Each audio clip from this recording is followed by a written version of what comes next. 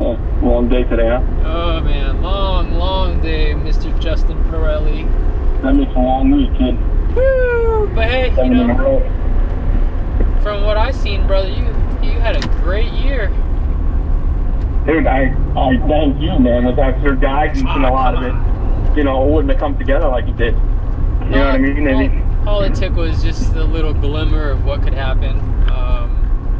You know, and you did the rest, bro. I mean, shoot, you applied it. You took it and ran with it, honestly, and smacked them.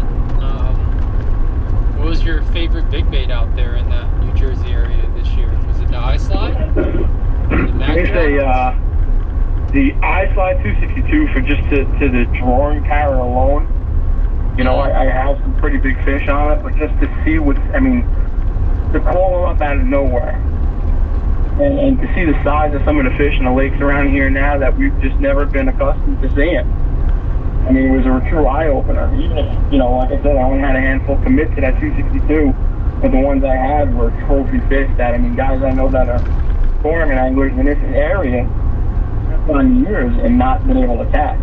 Let's see, you know what I mean, for that matter. You don't see 8-pounders weighed in and jerked, or 6-pounders caught. It's just, I mean, it's a rarity, man. That's our unicorn. That's crazy. You know, and watching fish overeat show themselves, it's incredible. You know, out of water. The river was a key last year for me. That's where we really kind of opened my eyes to that big bait deal. See some of these fish come up out of nowhere and 6 and 7 and 8-pound fish, just crushing that bait in a lake that, I mean, a river that, you know, it's not typical for that. Well, it's funny because, you know, even when I traveled to that Jersey, New York area, and even in Connecticut and stuff, and, you know, people have this look of just disbelief, like that would never work here. You know, like this, you're not in California, you're not in Texas, and I just sat here and really, man, just smirked through the entire year watching you just put a smackdown on those fish. Like I just said, when we hooked up and took to that lake here, and then you wound up catching 2 of them that day on it, and that one big one that showed itself, man, really opened my eyes to the whole deal. To us, East Coast, 6-inch baits are big. 7-inch swim baits are gigantic, you know. This year I wound up smoking a bunch of smallmouth on an 8-inch mag drag. I show people the video, and they're like, really, dude? Really? I'm like, I'm telling you, man, it's uncut. It's right there. It's in front of your face. Yeah. You know, it's pretty spectacular. You know, smallmouth up to 5.5, 6 pounds.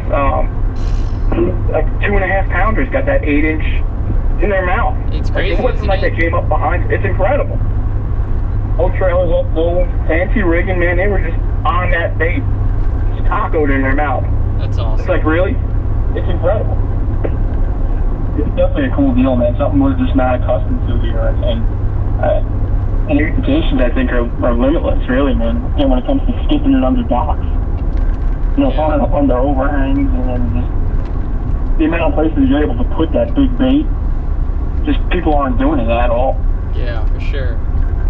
How about the guys in your like immediate circle, like your brother and you know your other fishing buddies? Like, what are they making of it all? He's gotten big into the glide baits. You know, he was a little banged up this year, unfortunately, but he had a couple days out with me on a local place called Pompton, and he had a 7 and change and an 8 on it, and he had one that was same ballpark, follow it right to the boat, and just never committed.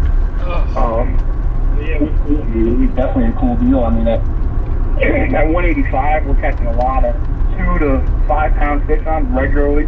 Yep. But the 262 is just, as you said, it's days that, you know, you don't have anything, but the ones that follow it even, it's just the way they react to that bait. It's just something that we've never seen before here, man. It's just how fast some of these big fish are. They'll just come up out of nowhere. It's like, boom, left, right, like that. It's incredible. That's a whole new respect for the speed, the stealthiness of a big fish. You know, you see it with smaller fish always. Yeah. For us, it's something we've never seen. Yeah, they're efficient hunters, man, for sure. Triggering that predatory instinct is more than half the fun for me, you know, with those big baits. That's so rad. And like, what's the forage base on most of these bodies of water you're fishing? A lot. We have alewives. Majority of alewives. We have some golden shiners, dace, like some local smaller stuff, but majority we need, you know, bluegills, king crappie, stuff like that, baby cats. But alewives are our main big fish here. So herring. You're seeing all this success without any trout in these systems. And a lot of them. Wow. You know, maybe some of them have a handful of trout here and there, and some of the stock lakes or something might have a couple from the Rampo River, but for the majority of it, man, I mean, they're not known as trout stock waters or have zero trout, period. Yep. And it's, like I said, it's just the success rate of catching them, and then just watching the way these fish are coming up at them. Are you able to pull them out and, you know, maybe catch them on fishing back on a mag draft or a jig or something like that, even just to have them show themselves and see what our lakes actually have. Yeah, right. It's unreal. Yeah, that's the best part. It just has a drawing power. That's so sick. It's definitely a cool deal, man. I can't tell you how much I took looking at my eye at that whole deal. No doubt. You know, and the size, you know, people out here, you know, throwing little swim baits, Stankos, stick baits, you know, just run-of-the-mill everything. Oh, you gotta be 8, 10-pound, 14-pound line. You know, these guys are big fishing. I'm looking at pitching 15 around here. You know, I'm putting 25, 30-pound tests on these monsters. Stick down space, and, you know, it looks like a depth charge goes off in the middle of the lake. And what are you doing? Oh, yeah. I'm fishing. What are you doing? Yeah, exactly. Check this guy out, you know? Okay, buddy. You know? It's the reaction. Okay, pal. I love those reactions. Yeah. The people I've been with so ridiculous. Yeah. You know? I would love to see their reactions when you connect. You know, you get any of that on video? I'll make sure I do, because it's just kind of priceless. Oh, absolutely. Even like you reach the boat and you go to the truck, like, what are you going for, man? What's your reaction? Like, really, dude? No stripers in here. Like, largemouth and smallmouth on that. That's a smallmouth on an 8-inch bait. Really? Really? I'm like, yeah, really, buddy. I'm not lying to you, you know? It's incredible. The level of disbelief and narrow-mindedness, it's crazy. And like I said, I was fortunate to see the first-hand fishing with people. You know, you start to expand on it, and you get a little more confidence after each fish catch, and it becomes now it's a staple in my arsenal. I mean, I'm not going to the lake with that one tied on. Right. All my videos is one on the deck every time I'm out there. Yep. And it presents that right cast. And a lot of times you're swinging for the fence and you're just chucking that solely, but you see that right scenario, man. You know, you're just pulling fish out of beaver dams, odd jams. Stuff like you're not going in there and getting them. Even if you do hook up to the big fish in there, a lot of times your landing percentage is a lot lower. This is actually clawing those fish out of that. Oh, yeah. And you're able to hook them away from it, you know what I mean? Yeah. This is the boat, it's a cool deal. And then you pin them on the right gear and you just own them. Yeah, and that was the biggest thing with the first bite initially. That's where you're swinging fish. I think it was like 5 pounds that time we were hooking up, you know, and it's like, hey, really? You're like, you're just going to swing that fish on a 6-pound bait? All right, cool. I watched your video, 10 pounders. I'm like, he's doing 10s, you know, it's no big deal. But it's definitely, the first couple times it was nerve-wracking. I'm like, there's big fish around here. There's definitely technique to that. Big fish. 6, 7, 8 pounders, you know what I mean? Those are monster fish around here. And to swing them, it's a whole deal. A whole nother level of excitement. Hell yeah. Yeah, you've been sticking some toothy fish too, right? Pike destroy that magpie. They love that. Bunch on a 262, 185, but that mag draft has housed them. Oh yeah. Catching them 30, 40, 45-inch muskie. Had some major follows of some really class muskie. It's definitely a cool deal, and I'm looking forward to that fight even next year. Oh man, that was something I just barely was able to really mess with this past fall, bro, and I'm gonna spend some time for sure next year chasing Yeah, dude, we come back out. We got 3 bodies of water real close to my home in 45 minutes. Echo Reservoir was loaded with muskie. Had some good success there. Thompson's got a bunch of pike, Greenwood, and Monksville loaded with big muskie. I mean, Sick. you know, 45, 55-inch fish, you know. Now, you've been catching them bass fishing, right? Not targeting them? Not targeting them at all. So no, you're not fishing with like, leader or anything. You're just straight time. Yeah, 20-pound and 30-pound fluoro. And you have... Yeah, don't get me wrong. Okay. Yeah, a couple of them won the battle. You know what I mean? I didn't win them all. Yeah, were they biting you off, or are they just coming off, or what was the deal?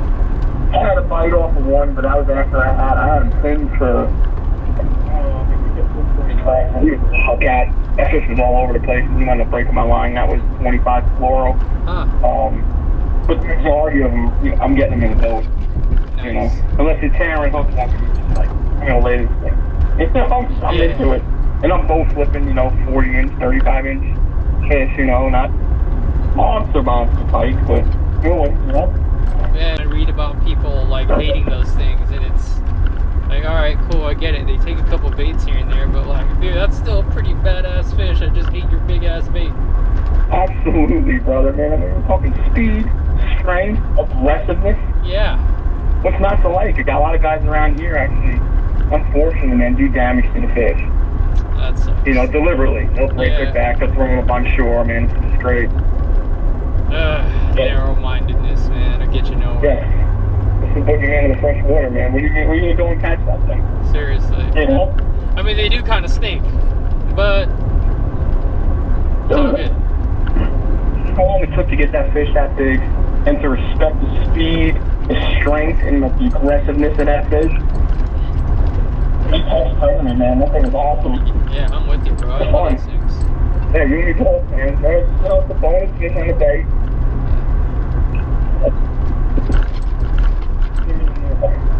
Yeah. Good deal, man. Yeah, that bag dress is the deal. That 8-inch can crush him on that real good. Very cool. And you're catching following it. What's that? You're catching them on it pretty much since the start of your season through now? Or like, was there a certain time of the year? We wound up went from 2 feet of water down to, you know, 40 feet, 35 feet we're throwing out with that. I was into. We actually started wrapping some lead on some of those owner beef hooks just to get a little extra weight on it. Yep. Just getting down deep and really rub them rocks and stuff. We have a reservoir down here by our creek that had a couple big fish on, you know, 4 to 6 pounders. And that was out in 35, 40 feet, a couple like big rock tops. He's dredging. It was a pretty cool deal, man. But like I said, I'm usually throwing a football jig or, you know, drop shot, something conventional that everybody else is doing to take a giant 8-inch piece of plastic and chuck that stuff down there and just go at it. It's awesome. And the bite is just like, it's just like throwing a swimbait, like throwing a smart shag up over grass and epoxy wood. It's awesome. It's a big jig bite. It's awesome. It's funny how small a 5-inch spark shad looks now, right? It's quite ridiculous. I was throwing like 3-inch 6 weeks that smallmouth, and we had some crazy conditions coming through. The weather was about 50 degrees in like 2-3 days. And you know, I launched it at 18 degrees out there, and it was a real cold time. First real cold snap, got the water come through, like plummeting in like 3-4 days actually. And blowing ice out of the guy tips the whole night. So to hold that little green spark, I'm like, really? You know? And you look over, it's right there, and I'm like, I wonder if it's like, you chuck it out a little bit, but the tidal river, man, doesn't seem to be like a big deal. 40-degree water is still eating that 8-inch bait. And I'm really trying to determine what the like the sweet spot is, or where the cutoff is on it. You know what I mean? That's sick, man. Well, I'm glad you're having fun, bro. I really appreciate it, man. I truly appreciate it. Something like that. It's definitely a sick deal, man. I hope you get back out here soon. We can hook up and do it again. Yeah, I'm actually trying to plan out my 2018 here, and I'm thinking I'm going to try to push further east on this swing because I didn't quite make it in 2017. I wanted to see all that, you know, western stuff through Idaho and Montana I'll just go back up your way, because I still have never fished Champlain. I want to spend a little bit more time on Lake O, and then some of those small bodies of water up near you. Yeah, you got a couple little sleepers, man. Like I said, we're seeing fish now that I never knew they were in there. 60 to 200 acre lakes that are showing fish that I believe are 7 and 8.5 pounds. You know.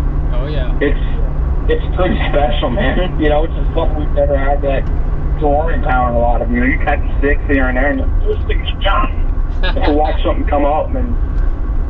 It's, you know, 3 times the size of your bait. The thickness alone is just insane. Yeah. It's a cool deal.